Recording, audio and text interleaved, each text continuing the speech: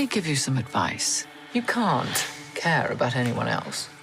Everyone else is an obstacle. You care what an obstacle wants or feels, you're dead. If I'd cared about anyone or thing, I might have died. You have the talent. Whether you have the killer instinct is the big question. Garbage in, garbage out.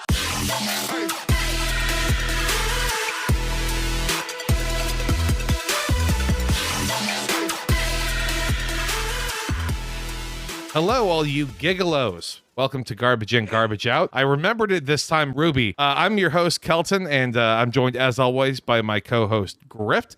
How's it going, buddy? It's good. Still recovering from watching this last night. I woke up this morning, and the timeline was just full of people just hungover posting. It seems like everyone went fucking crazy last night, gave themselves alcohol poisoning. But I think my night was more fucked up from just watching this thing. It is, I would assume, a surreal experience to know that you and every wine mom and also college freshman in the world are all drinking and watching Cruella at the same time. So congratulations. But this week we're not alone in this venture, in this ordeal. We have Papi joining us. How is it going? Hey, everybody. Start over. Say my name again. How's it going, everybody? I'm tired. Oh, that's good. That's good. You know, it's the weekend. You know, we record on Sundays. Stuff gets pushed out on Tuesdays. So it's always like a weird to almost like time capsule of me trying to figure out, well, how was that weekend overall for us? I get to look back and see what movie I subjected myself to, and I figure it out from there. This week, of course, we are going to be talking about Cruella, starring Emma Stone. Emma Stone, who, let's not forget, played a half Japanese woman in the movie Aloha by Cameron Crowe like 5 years ago, a year before she won the Oscar. So how She quickly got the arch of called progress. out for that at an award show. That was honestly like good for her. Who was it? Was it Sandra Oh who was like, who just said something about white people playing Asian characters, and you can exactly hear her right. from the audience saying, "I'm sorry." Stop Asian hate. Hold her accountable.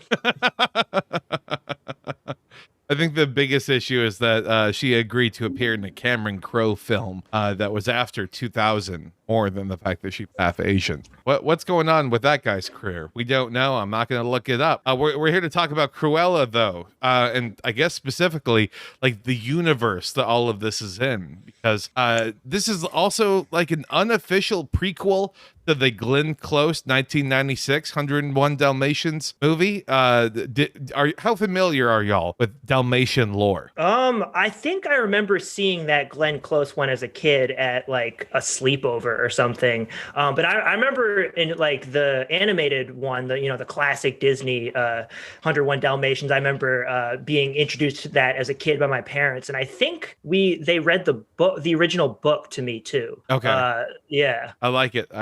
I mean, I probably the last time I watched anything Dalmatians related as 15 years ago at this point, maybe even pushing closer to like 20 years ago.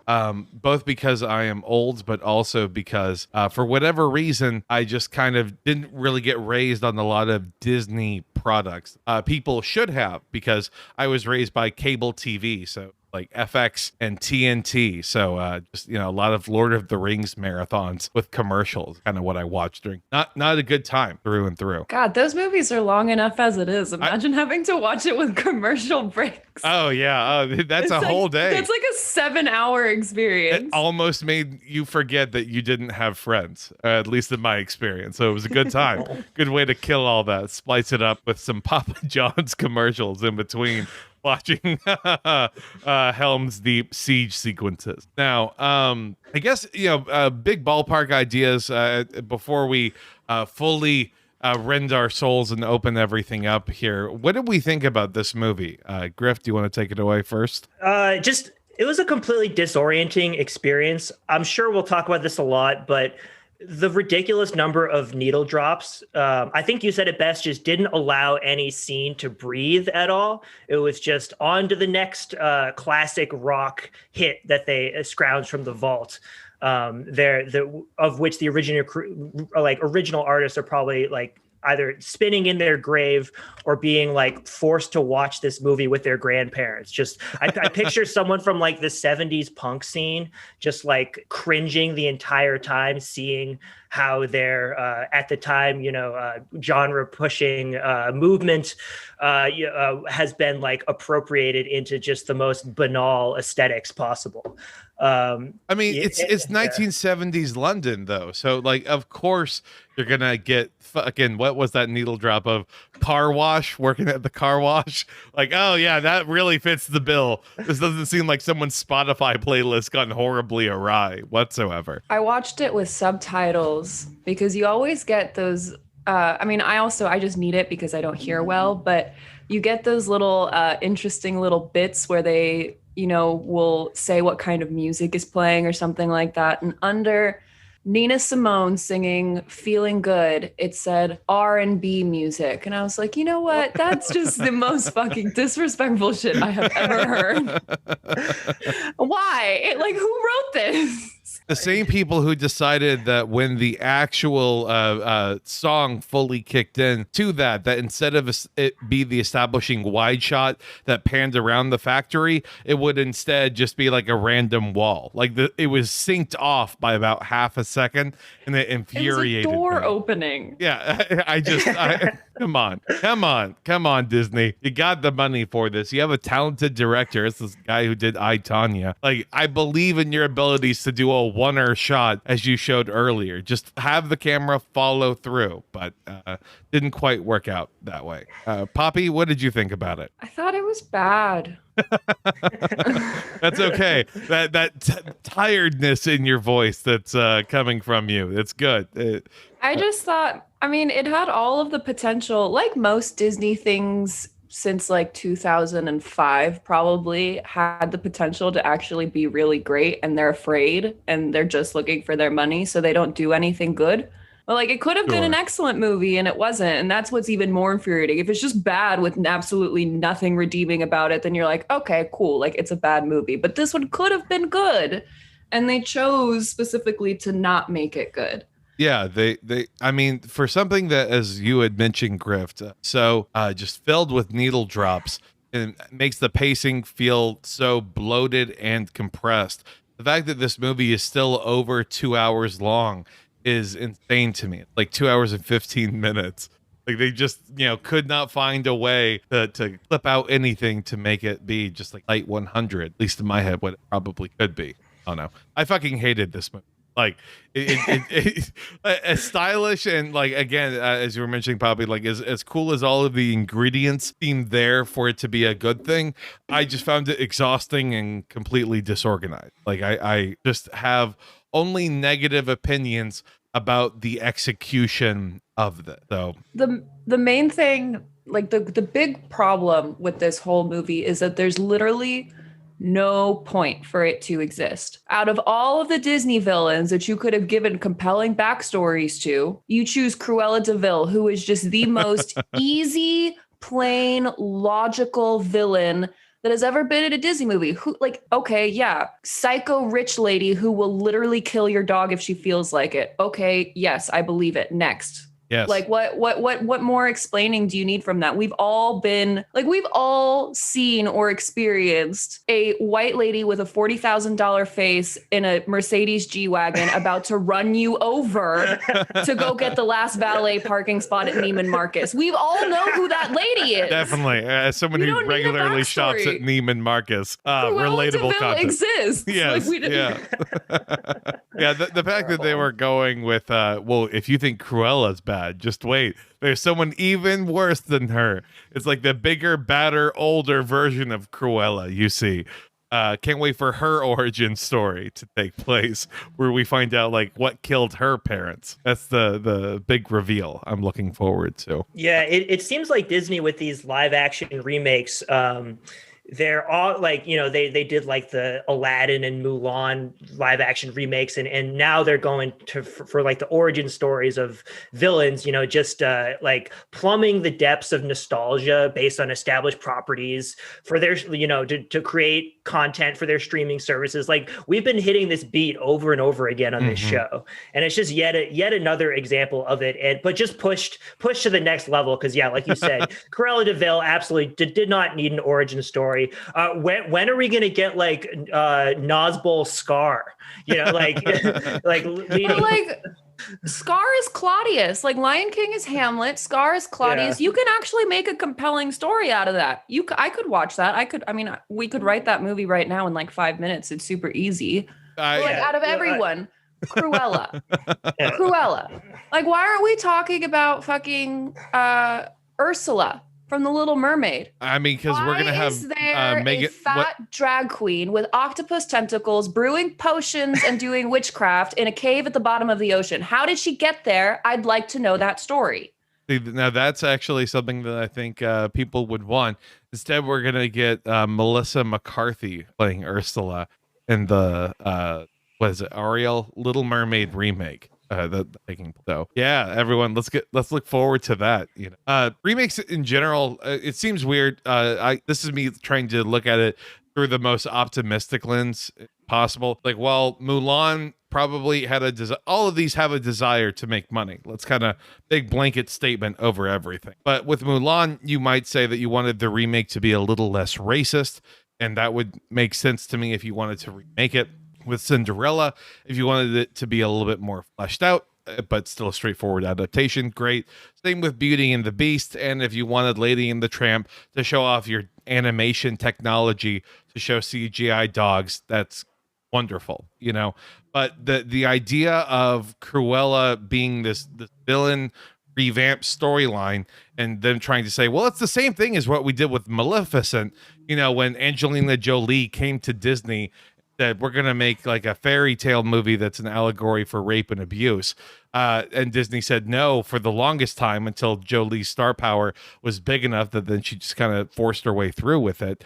Then they're trying to make it comparable to that. It doesn't make sense. Like, this is baby's first edgy movie. Like, this is what this is. Like, I'm looking forward to the merchandise ideas that come out from this, because that seemed to be the only thing of substance. Yeah, this was entirely made for like adult Disney fans who are like bisexual women who only date straight men, so they can have like an Instagram bio caption that's like, yeah, I'm a little bit twisted, or whatever like quote from it was.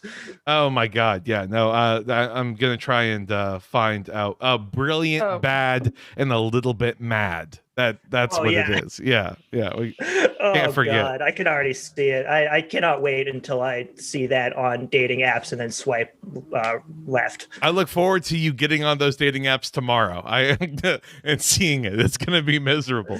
It's so bad. The only thing that's stopping it from appearing on more dating apps is the fact that Disney is charging people $30 to watch this fucking thing. Like, that's the only thing. Because they know that they're gonna bleed the little pay pigs dry, and as someone who I guess paid $30 to do this podcast and talk about it, they got one on me. I'll oink for them, I guess. Thank you for your service. The things we do for podcasting. Really going above and beyond here. Like, they won. They unequivocally won. They're like, oh yeah, rag on us all you want. You still paid the $30 and no refunds. They made sure that I checked that box 3 times. The joy. I guess to give people kind of an idea, the basic premise though of Cruella is that it's set in 1970s London in the middle of the punk rock revolution. We find a young grifter and fashion designer named Estella, who befriends a pair of young thieves, and they're able to build a life for themselves. But soon, Estella's flair for fashion catches the eye of a fashion legend named the Baroness, sets in motion a course of events that cause Estella to embrace her wicked side and become the revenge-bent Cruella. Dun dun dun. Yeah, that's right. Can I just say that they explicitly mentioned grifting multiple times in this thing? So in my head canon, the writers absolutely lurk my profile and have bought merch from me. So I mean, yeah, I'm partially responsible. I'm sorry. and I guess whereas most of the time I would ask people, well, would you recommend this? In this particular case, I have to ask right beforehand. Do we respect the grift that Estella runs several times throughout this film? We respect Horace and Jasper. No one was more unfairly treated than them. They did everything.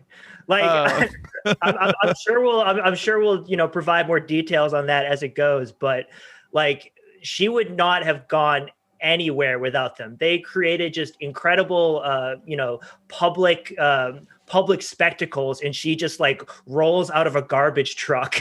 And she does. That's all she does.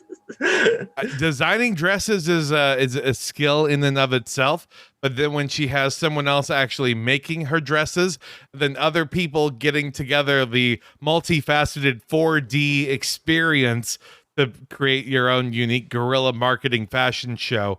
I'm going to give more credit probably to those people than the actual person drawing the dress, but maybe that's me. I don't know.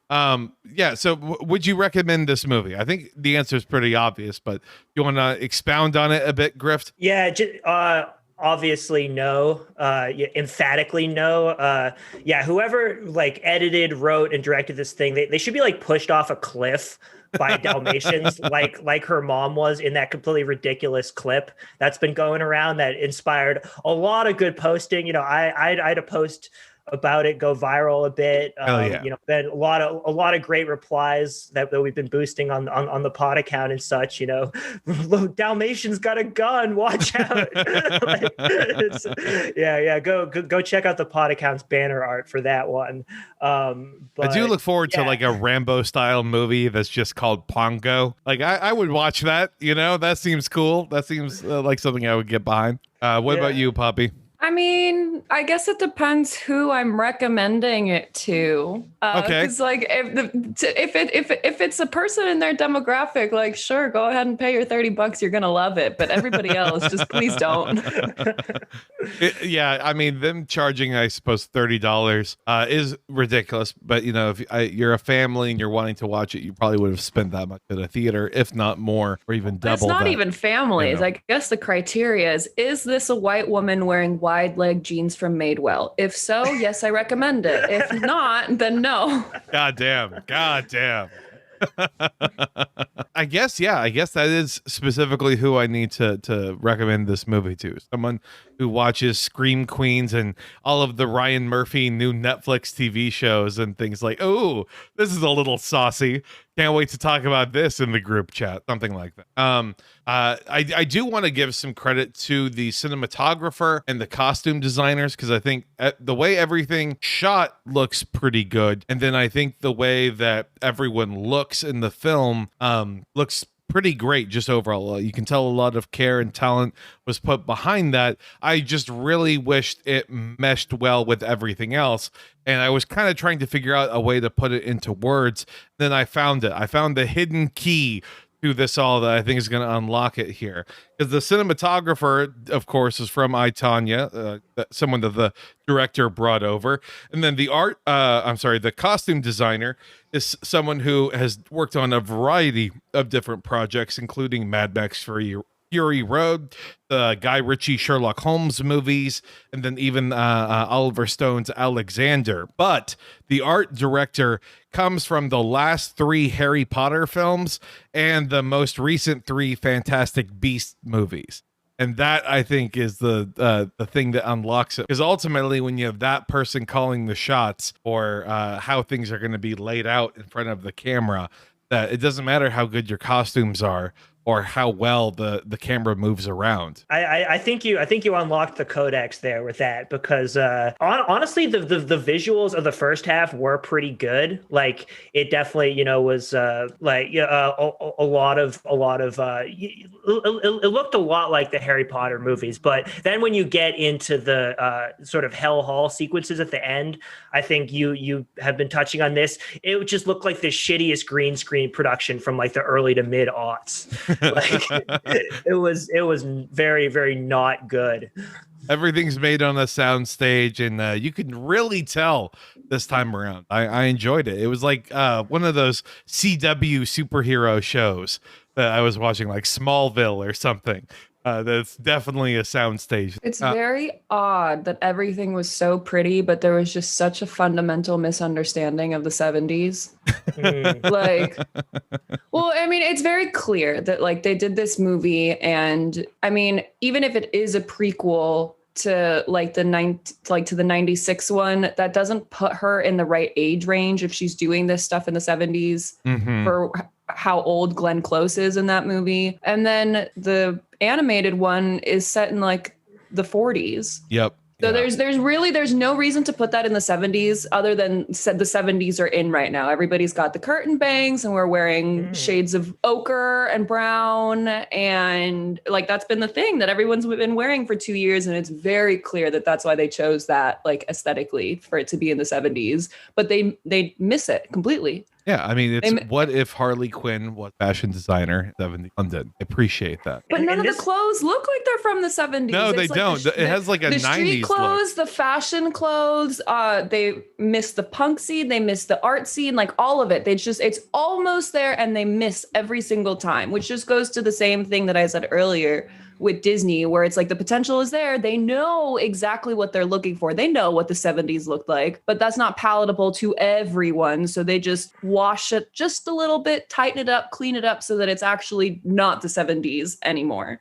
Which is fascinating to me because, and this might seem mildly controversial, so curious to know y'all's thoughts on it. But like 70s punk as an aesthetic was one of the most manufactured type of aesthetics that ever came around. Like the Sex Pistols were almost made in a lab to be the anti-Beatles, down to, well, that's why we're wearing safety pins on jackets that we've purposefully ripped apart. Like we're trying to make sure that everything has this specific vibe to it. And the fact that Disney couldn't just go, well, yeah, we're going to make the platonic ideal version of that as all of the outfits, and instead had to cross-pollinate with other decades, just seems interesting to me. Yeah, it was definitely a mishmash of a bunch of things. I don't know whether I read this or just the feeling I got, but it feels like this was like filmed and produced several years ago and then left on the shelf. And then they just sort of brought it back because they needed something for their streaming service. And like, they didn't produce any movies during COVID, so they needed to pump out some new content. So it just felt like something that was made based on what was sort of cutting edge and is in the nostalgic zeitgeist, which is what all we have now because culture doesn't make anything new. You know, it's all just like doing copies of what was in the past. You know, first is tragedy, now it's farce. To put it in, a bit of Marxist terminology. Well, we have to view it like we'll forget the past entirely. So let's appreciate this sanitized lens through which we can congratulate Cruella on creating the entire punk movement and not all of the conservative efforts that have taken place that gave rise to that weird polarization moment. Yeah, and like, I mean, there definitely was authentic stuff going on in that scene, but it definitely like was more just like people, just regular people on the street pushing the limits of stuff. And honestly, there was a lot of like reactionary stuff going on and how subcultures were trying to like, particularly like white subcultures in Britain were trying to like separate themselves from like, the indigenous working class. So there were some interesting like reactionary elements to what was going on. But that didn't happen in this movie. That's why we have a black Anita and what is it? An Iranian, I believe the actor who played Roger is Iranian. Yeah. And oh my God, they were given, they were just complete tokens. They were given nothing to do. No, it's fucking Nandor from What We Do in the Shadows. Fantastic show. And then he's just giving absolutely nothing to do as Roger. Yeah. Sorry to step on your point there, Grift. Keep going. Oh, no, all good. No, that was a good way to follow that. I think it tracked. But yeah, like they immediately they immediately code Cruella at the beginning as like neurodivergent, I guess. Yeah. Like and then they give her a friendly black friend who just is her sort of like media promoter basically, and just very very one note. And then I was surprised they didn't do very much with like the Roger character was given even less to do. Yeah. And like given the original story where it seems like she like he and Cruella had this real like sort of intimate almost backstory. Like I remember like as a kid being like, it was sort of implied that they used to like date or something, or they used to be like involved with each other. But like I remember like kind of picking up on that as a kid, even if I wasn't really aware what was going on. But yeah, no, there was like literally he was given nothing to do in this. Like, and that's okay, honestly. The more I think about it for his career, probably better that you are just an absolute nothing in a movie we will forget about 2 years from now. Meaning we will forget about all of the characters except for Emma Stone as Cruella, because everything, of course, revolved around her. So let's dive into kind of some bits and pieces here of this movie as things were going. We open up on Cruella, as you mentioned. We watch her growing up and having white and black hair. That's a genetic thing, apparently, and not a fashion statement on her own. It's a real good way for us to know that there's a good side and a bad side to her. That's how it works, right? What side's the good side, Disney? Tell me, is it the white side or the black side? Did they just invent symbolism? That's crazy. Visual metaphors. Yeah. Insane. It's like that I had eyes anti-abortion meme that's going around, but it's like I had black and white hair 14 days from conception. Oh God, yeah. Let's given what happens later on in the movie, let's definitely talk about what abortion rights in 1970s London would have done for this fucking thing. My God. Can we just give a quick shout out to that old lady in the beginning of the movie who sees the baby and is like, well, that's unfortunate. I'm fucking best character in the whole movie. Absolutely. Come on. Yeah. Got to give props where it's some old lady in some forgettable small English town just giving you the truth as it's needed. But Cruella and her mother, they move from the small town after Cruella gets kicked out of school for just being a real rapscallion, getting up to all the mischief that a kid in a PG-13 movie can get up to. I didn't understand what exactly we were supposed to get as a vibe from her. That she was a troublemaker, I guess. She was beating up people trying to bully her. Oh yeah. Yeah, honestly, she probably dodged a bullet because, like, the whole like British schooling system is just like institutionalized pedophilia. So, like, yeah, getting out of some elite boarding school where you. Well, that's why those boys were acting out, Grift. It's because they were getting molested. That's what was happening. Ironically. The Epstein pipeline. Yeah. So. Cruella's mother decides that they're going to go make a new life for themselves in London. But first she has to go stop off at this friend's house that she knows of. And that's then where chaos ensues because she talks to a woman who we find out is the Baroness. And then, as Griff mentioned earlier, we watch the Baroness's Dalmatians just fucking punt her over a cliff and fall to her death.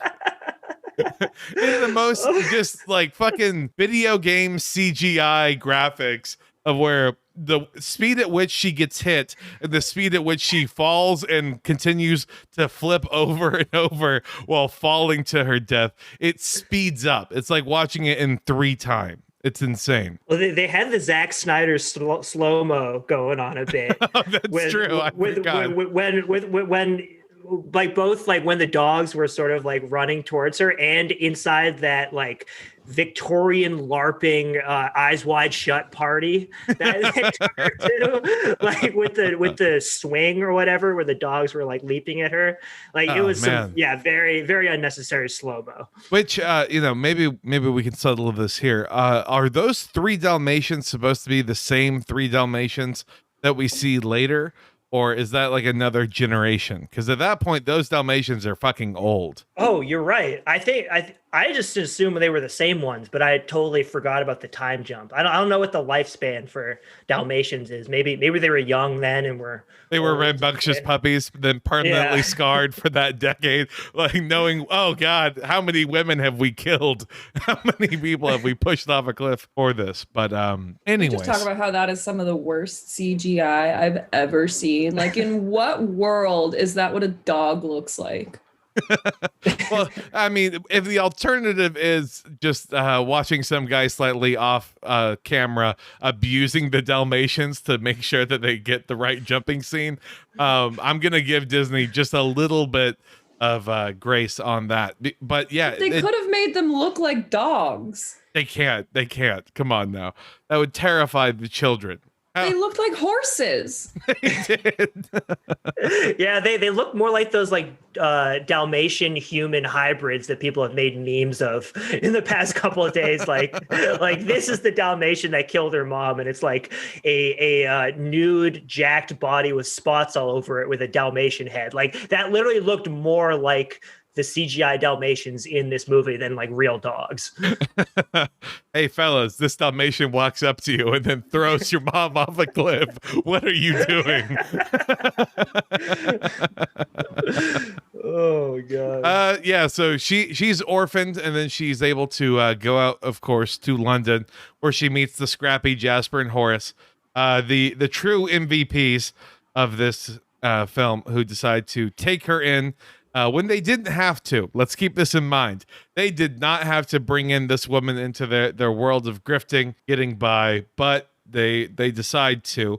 And that is when she decides to dye her hair and go from black and white to red.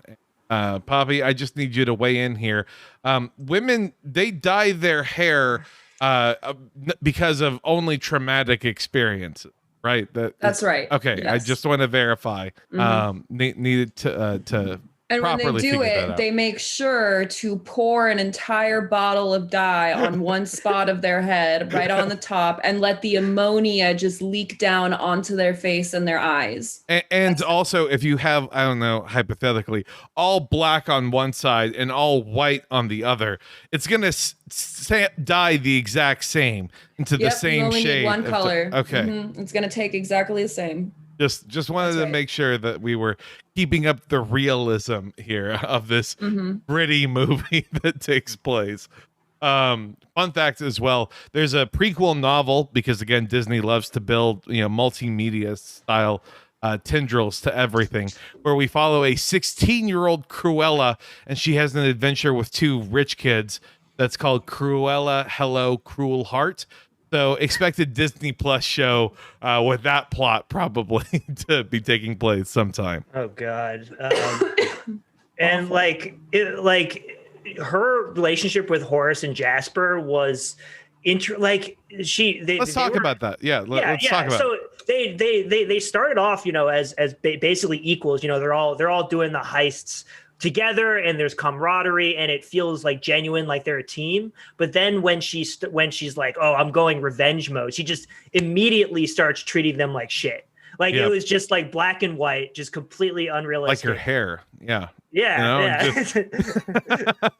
There's that symbolism again. God, you gotta hand it to Disney, man. They know exactly what the fuck they're doing. But unlike in other movies where Jasper and Horace, they are kind of the hired guns of Cruella and are objectively a little bit more stupid.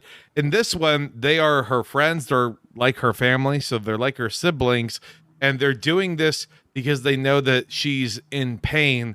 They're trying to support her. Like, it's the same reason that I believe it was Jasper got Estella that internship at that fashion department store, because they knew, like, okay, maybe this grifting world isn't for you, which, a policy of the podcast, I believe, that grifting is for everyone. It's an open door process. No one should be not allowed to grift, but you have to have the spirit for it. We respect the intersectional grift. That's right. But they're doing this because they genuinely care for her. So then when she truly starts to abuse them and take them for granted, I don't understand why they don't just kind of rage quit on. Like, again, it's not exactly like what she's doing is overly simple in terms of any of her schemes or anything else. Like if we were to go through it, they set up in an order that might surprise you, stealing a garbage truck and then trying to refit the garbage truck to where Cruella can hide inside and not be crushed to death, and then do a magnificent reveal of which she can pop out. Then also helping her establish a fire trick dress that will, change from an all white gown and reveal the red dress underneath that we see that's in all of the trailers. They also establish massive lights, black lights that shine on the side of a building where they have somehow, under cover of darkness and with a CIA covert ops team level precision, been able to write Cruella hundreds of times over the side of a building. And to top it all off, they set up an interactive outside concert experience that is a pop-up that they can set up and tear down in no less than 15 minutes. With full working sound equipment. Like, these guys are amazing, and they're just treated like throwaways. They deserve better. Yeah, they should be working for the Super Bowl halftime show design or something. Like, exactly just right. The level of public spectacle they're able to pull off and create is truly absurd, and they get absolutely no credit. Justice for Horace and Jasper. Like, certainly, the magic of Disney. It's true. Like, they may not be the idea guys, but they are the engineers, the Imagineers, if you will, that make it all happen. And I think that this company should definitely appreciate that type of and just like the people that make all the magic happen for Disney, they are absolutely exploited and get no credit. That's true. Because there is actually an interesting labor narrative to this thing, because particularly with Cruella's relationship with the Baroness, where she takes all the credit for her fashion work that she does, but instead of her taking taking over the company and giving it back to the workers or something, she just creates the same systems of exploitation, and then it's revealed that she's actually her daughter. Not to blow the whoa reveal. Man, yeah, spoilers, but just tying it back to that classic Disney blood magic trope, where you're you just the reason you are who you are is because who your parents are.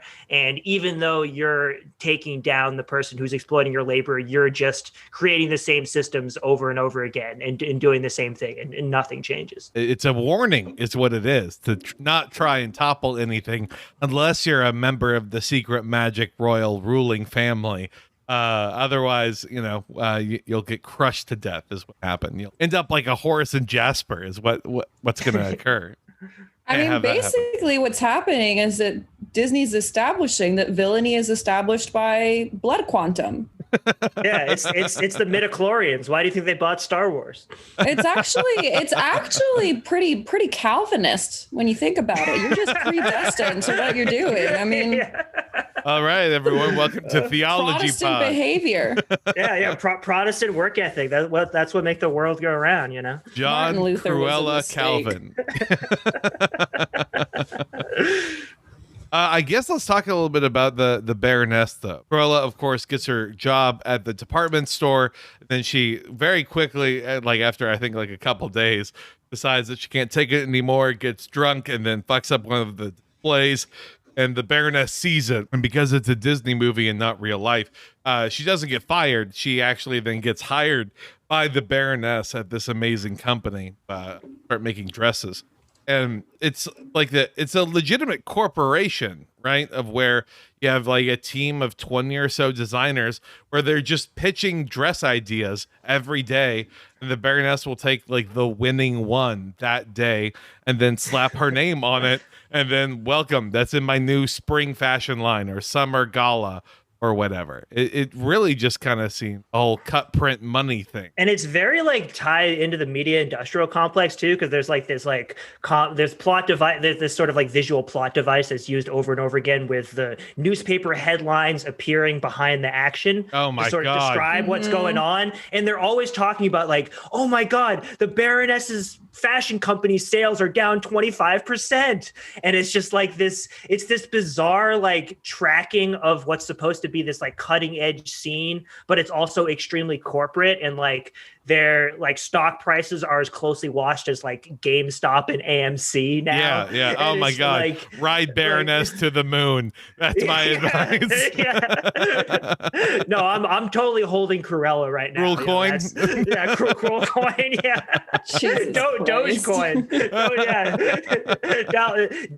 yeah. Dalmatian coin. Oh, there we go. Man, it just seemed like the movie was trying to establish the Baroness as being like really a girl boss, for lack of a better word. It's like she's mean, she's arrogant, she's feisty, whatever you want to put it. She abuses employees, but by God, she's a genius, and she knows talent. She can recognize it. Blah blah blah. Like it's the Dalmatian wears Prada. That goes on. But and we get like a 45 minutes of it being like a fashionista war a little bit between the two of them. And we never really see the Baroness coming up with any ideas on her own. Like we're just told that she is all of these good things, but we never actually get a scene that shows it, because I mean, what? Like she doesn't actually do anything that fully transforms any of the pieces. I don't quite understand then what if that was intentional to show like, oh, her star has in fact faded and now she's purely just scalping from these other people and she's not the girl boss we all think she is, or is it that we're supposed to think that she is, but they didn't need to show it in a scene? Like I felt torn between the two different viewpoints. Yeah, I kind of got the sense that she was like the establishment figure who had success in the past being cutting edge, but now is just riding the coattails of all the people she has working for her and then taking credit for them. But like Cruella being this outsider figure coming in and taking her down, it's sort of like a false promise, because like we were talking about a bit earlier, like she like takes her on by exploiting her own people's labor and taking, like Horace and Jasper are to Cruella as Cruella is to the Baroness. Exactly. Yeah. It's this like, I don't know, almost like a pyramid structure where like if you were to have like the Baroness be at the very top and then have Horace and Jasper be like at the bottom as members of the working class, it'd be like Cruella's like a smaller version of the Baroness, petite, then some other word that starts with a B. I'm not quite sure what it would be. We're gonna let you figure that Baroness, out. I mean, the Baroness is exactly what happens when Amy Klobuchar is born in London to a good family instead of Minnesota, right? Like, yes, yeah. Tell me I'm wrong. No. Why on earth would I correct you when you only speak the truth? Come on, now. It's just I'm just picturing Amy Klobuchar just really trying to sell a high fashion outfit. That's just a funny image in my head. I don't know if she could do that, like as she's holding deep fried butter sticks. I'm picturing Amy Klobuchar like in her Senate office, like meditating with the cucumber things over her eyes, and like her aides are just coming around, and she's just like abusing them if they don't do things exactly to her preference, despite they're writing all of her like bills and legislation and stuff, and she's just the figurehead. I mean, maybe we can make that movie. If it can work for Cruella, maybe we can make our own version thereof. Use some public domain figure. It's important though that we find out about the Baroness, because it's also shown that she is wearing a necklace that belonged to Cruella's mother. So Cruella, like, we're gonna devise a plan to steal it back. I'm going to dress in a fancy outfit. Horace and Jasper, you develop a Mission Impossible style break-in scheme, go through a laser focus, avoid all of the cameras, and then get the necklace. Us doing equal parts hard work. Yep, the two of us. Yeah, the whole thing with like the vaults and the lasers and stuff, it was very like James Bond with Harry Potter aesthetics. Yeah, A because bit. this was around in the 70s, right? Yeah, Like yeah. big time lasers and stuff in fashion corridors. That was a thing that was popular, I'm sure.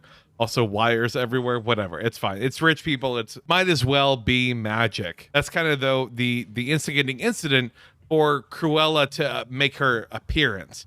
And she's playful and she's coy and she has like her skin painted to be slightly whiter than it actually is. Makes the Problematic. contrasting red dress. It is, you know.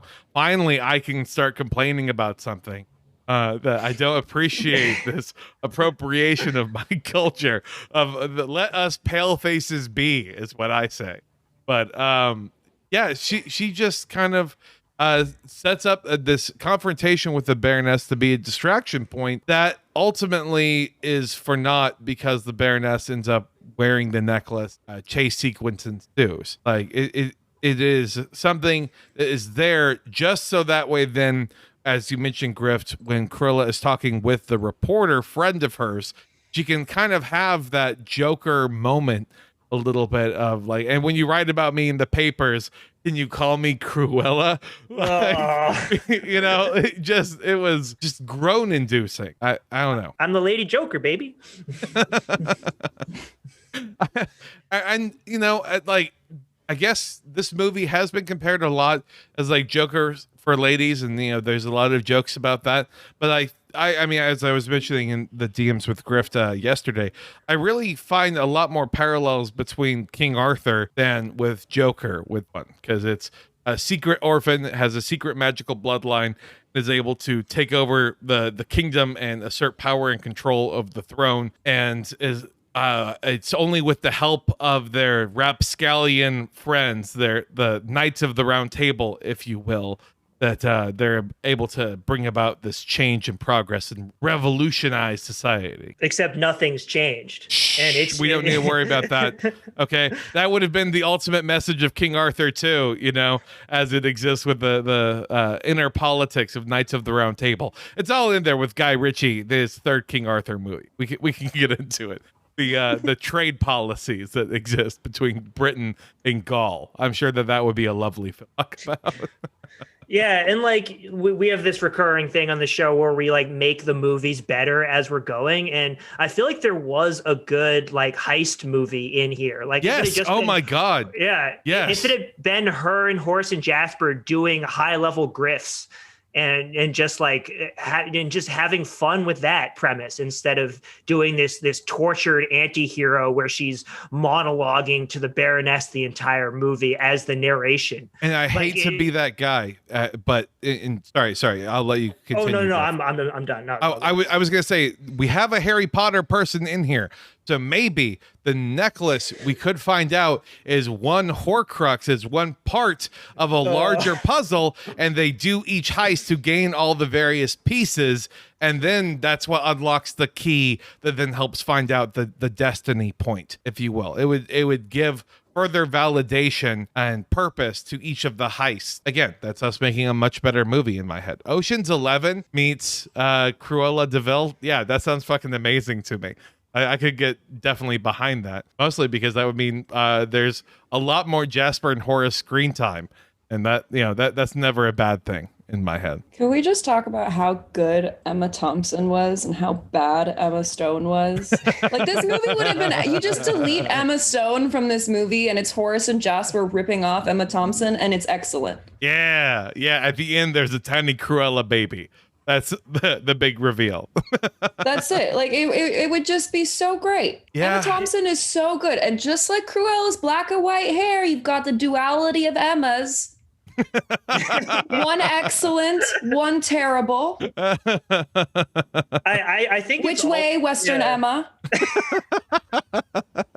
I think it's all summed up in that meme that was going around comparing Emma Stone versus Glenn Close at their respective movie premieres. And Glenn Close is in complete. She is dressed as Cruella with the hair, with the clothes, just like laughing like a fucking maniac, just completely in character. And then Emma Stone is just like staring there primly, just like smiling, like not emoting whatsoever, like clearly just not into it at all. And I think that really just speaks to like how like lack of commitment there was to the performance, and the fact that they just didn't let her actually go crazy. They're like, oh, this person's so twisted, she's so messed up, but she isn't even allowed to like be that crazy besides just being an asshole to Horace and Jasper. Exactly. Yeah, she's an abusive boss.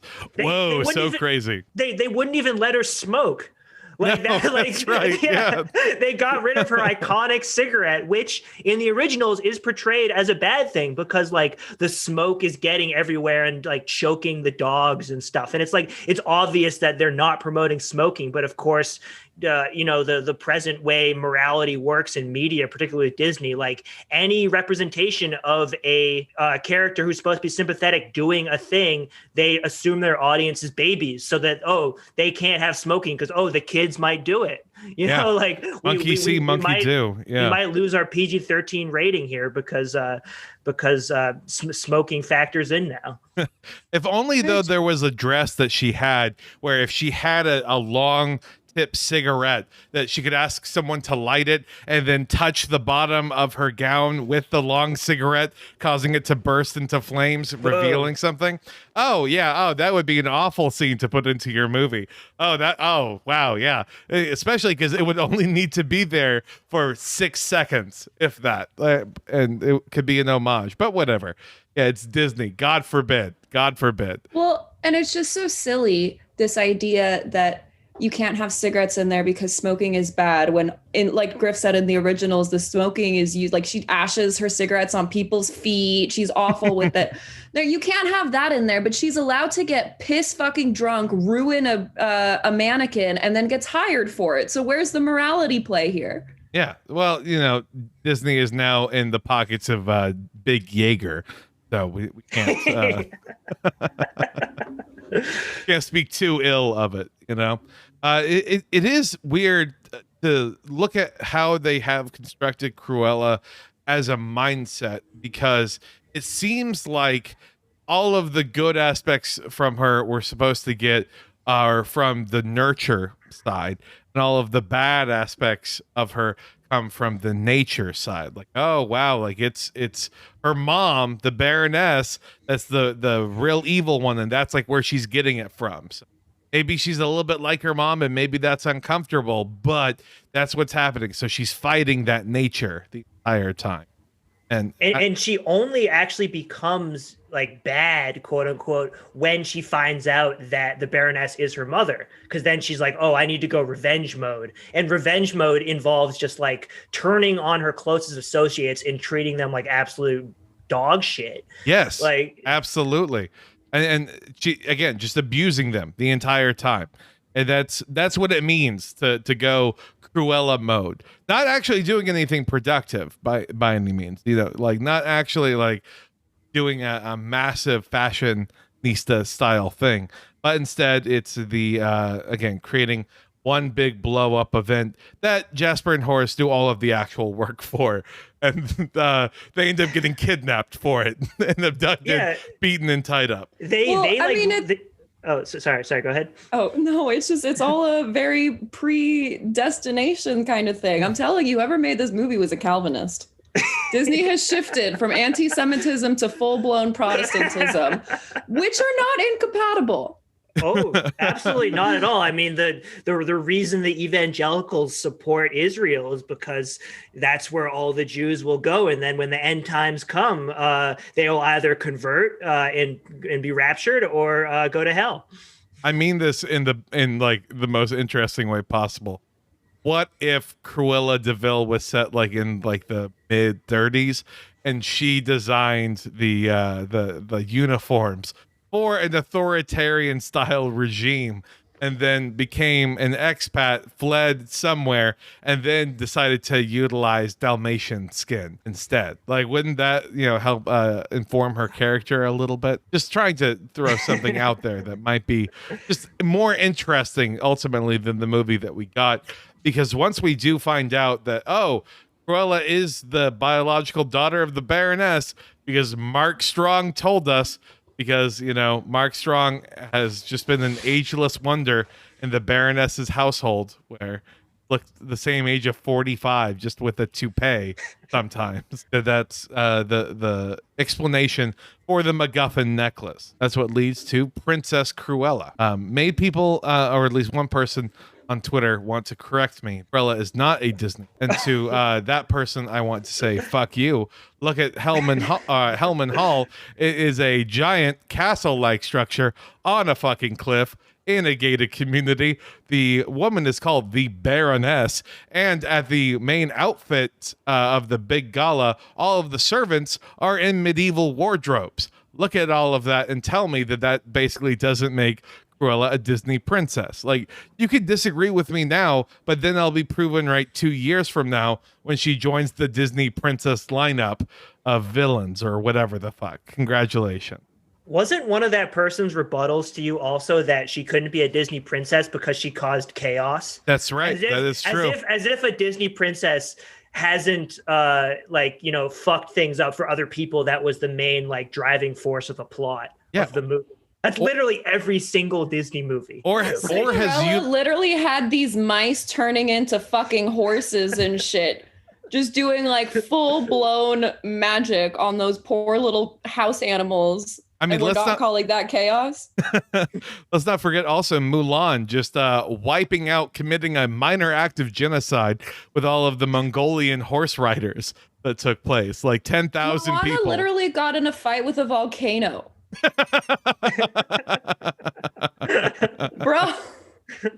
Yeah, chaos is kind of like a major factor of any Disney princess second act. That's kind of what occurs and goes on the entire way through. But yeah, Cruella becomes the brilliant bad and a little bit mad, as we mentioned before.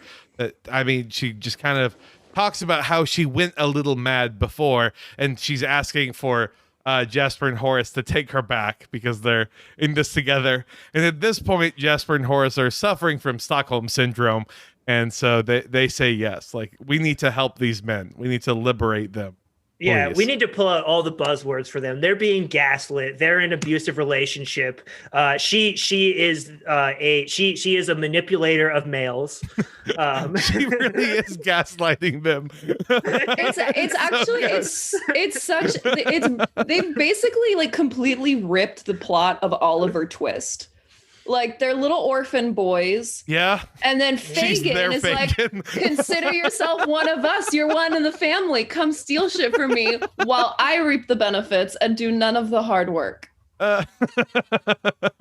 She was ripping off Dickens, man. She was grooming them. Mm-hmm. We can pull out all the Twitter buzzwords. It really is horrifying as well, because they're all about 12 years old when the movie starts. And we get a 10-year time jump. So they're actually all supposed to be in their mid-20s. And all of these people definitely look in their early 30s. The Disney de-aging effects did not do anyone any favors in this. Because I at no point looked at that person and was yeah, they look like they could be in college. Yeah, that makes sense to me. Emma Thompson and the bald dude are the most youthful people in that whole movie. Well, Mark Strong lucked out in the fact that when he was 20, he looked 45 because of early balding. And then he has just stayed that age. He is Tommy Lee Jones'd it, of where he just will stay an eternal treasure. Thank God. Yeah. He's looked the exact same as he did as the villain in the 2009 Sherlock Holmes movie. Just not changed. Yeah. Oh my God. Oh, God bless. I forgot that's another connection to Guy Ritchie right there. Man, justice for our bald kings. We love them. Who embrace White the boy baldness. summer is canceled. It's bald boy summer. Oh no! Remember, we can't say summer anymore because that's global South. We have to use Q3. Did you see what that? the fuck is Q3? I got a new job, so I have not. No, explain this. Q3, yeah. So I saw that tweet. Hold you on. know that like only a third of the world's population lives below the equator? You think anybody in Australia gives a fuck what season we're in? They're too busy wiping out native culture to care about Q3. Yeah, Come on. This is a complete tangent, but yeah, Kelton, to bring you up to speed in this one, some like bougie lib social media personality, she was like, don't say summer because it's erasing the experiences of people in the global South. Say Q3 instead. Which, if you're a member of the working class and anyone not just a complete creature of like quarterly reports, you have no idea what Q3 exactly means. Yeah. Let's talk about everything that goes on in the world in terms of Dilbert language, please. That's how I want to look at things. That's miserable. Man. Yeah, white boy summer is canceled. It's all about white boy Q3 now. Bald boy Q3. Excuse me, I cannot relate to that. That's right. That full head of hair, canceled. Tresemme is out. Rogaine also out. Joe Rogan in. Yes. Insert Joe Rogan joke, I guess. Let's see, where are we at in this fucking movie? Oh, that's right. So we're getting to like the final showdown, and that's when everything's taking place at Hellman House. That's the 2005 CW superhero TV show graphics that are taking over. All the guests dressed like Cruella, and the Baroness and Cruella have a showdown outside by a cliff. The Baroness pushes Cruella off a cliff, but Cruella magically has a parachute. So she acts like it's a fucking D-Day exploration that's occurring, and she lands safely into the water. And it does not at all look like a jarring, awful special effect whatsoever. Let's get that right on out of our minds.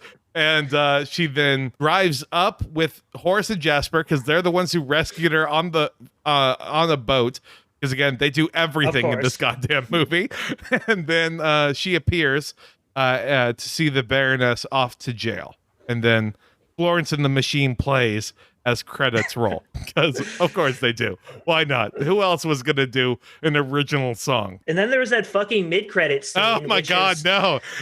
which featured Roger and Nita in a scene from like that was at the start of the original animated movie, tying the timelines together in such like apparently like the events of this movie go right into the original, which makes no sense given what the story. Yeah, I don't even fucking know. Like it was just pandering and like, oh, like this. Did you know that this is related to the original property if you weren't already aware? Just like fuck off. That's the thing we have to care about an awful lot. I was hoping that at the very end there would be another one where we have Jafar with an eye patch that says like, Cruella, I would like to talk to you about the villain initiative. But alas, it did not work. And Disney villain MCU. Oh god, deeply unsettling. I think that's called Once Upon a Time. That was a TV show. People were. So the only thing I can think of that I would want in terms of like as a sequel to this, and I mentioned it to Grift before, but Papi, please let me know if this sounds intriguing to you, is Cruella 2. We just follow Horace and Jasper around after they realize the fortune they could make selling 101 designer purebred Dalmatians at $3,000 a pop in 1978 London high fashion circles. Like that's the entire plot. They're just dog breeders, and then they're having a quaint old time. I'd watch it. I'd be into that. I want them to get their own movie. Yeah, like competitive dog competitions that go on. Oh my god, let's do that. Best in show, but with Dalmatians. Yeah. No, I honestly like. They need an entire heist movie, just them. It would be better than anything here. They need to realize that they're being abused. They need to dump Cruella, start their own outfit. Kings, you are so much better than her. Yeah. Please know your worth, Kings. the advice I would give. But Horace maybe has a little bit too close of a relationship with that dog. A lot of kissing on the mouth. White women behavior. Yeah. Maybe Horace is trans. Yeah. And that's the beginning of his inner white lady. The signs Intersectional are there. feminism. That's it. That we got it, folks. the most intersectional is so Calvinist woke. movie that we've ever seen. Now though, we get to my best part, my favorite part, the wrap up of where we talk about how many trash cans we want to give this. So, Papi, what are you feeling like? Well, I think I'd probably give it 3 out of 4 trash cans. Okay, all right, that's solid. That's solid. You gotta give Emma some credit. Thompson, not the other one. Well, I'm glad that you can. It's again a solid performance from someone who this is like her 5th Disney movie. So she is just in the Disney wheelhouse. Coin. Keep collecting those checks. Your grandkids got to go to college. She's a real grifter. Yeah. We spend the whole movie thinking that Emma Stone's the grifter. She's not. It's Thompson. No. Man. Grift, what about you? Yeah, after trashing it for an hour, I can't give it anything other than 4 trash cans. But Horace and Jasper, you are exempt. You get 0 trash cans. Kings, know your worth. If a woman is treating you badly, don't be afraid to go your own way. You know. Oh man, Horace and Jasper taking the red pill, going on MGTOW Reddit boards. No, you understand. She was an actual bitch. Oh my God, she wanted us to kill dogs. Oh, you're over exaggerating. Sure. Oh, yeah, they're just have to put a stop to the female manipulators. When will it end? Horace and Jasper go on r-relationships. They're always telling you to dump people. So yeah, you're being gaslit, Kings. Help, my 101 Dalmatians are unionizing.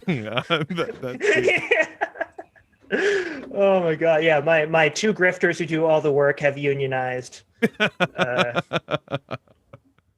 It's good. It's good. I can't wait to see the Reddit, the r/relationships post where it says poly relationship, our girlfriend, 22. Female is making us kidnap her boss's dogs. Look, we said open. We didn't mean like this. We've cracked this thing wide open. My God. Well, so what are we up to in this movie now? We've got girl bossery, bald kings, gaslighting female manipulators. Yep. Calvinism, a trans woman. Of what course, else have we got the Joker, just kind and the lady Joker. The idea of class and proles, petite bourgeoisie. Getting their fucking asses kicked the whole way through. Elizabeth Warren must have masturbated to this so fucking hard. We've got can't forget magical Disney blood magic. Oh, that's right. Yeah, the blood quantum. Dude, yeah. Elizabeth Warren with the blood quantum. This is her movie. Yeah, Cruella is Native American coded. You're now making me real nervous about the Pocahontas live adaptation. We'll see. Oh no! Oh my God! They're gonna pull like a Black Panther and make like a sympathetic, colonizer, like the. That's called the John Smith. Yeah, literally that is the plot. Yeah, they're gonna. Oh man! Well, Papi, thank you so much for coming on. It has been a blast to go through all of these just different ways to explore this movie that I think are definitely well-deserved and things that I look forward to just kind of have constantly circling around in my brain until the end of time, probably. In the meantime, though, where can people find you? What have you got to plug? What have you got going on? I have nothing to plug. Don't follow me on Twitter. There's nothing good there. Got it. Don't do it. It's bad for your mental health. Save yourself. Well, that's a level of honesty that I think definitely deserves everyone to go and follow. That's how it works, right? But, Grift, what about you? What's happening in the shop?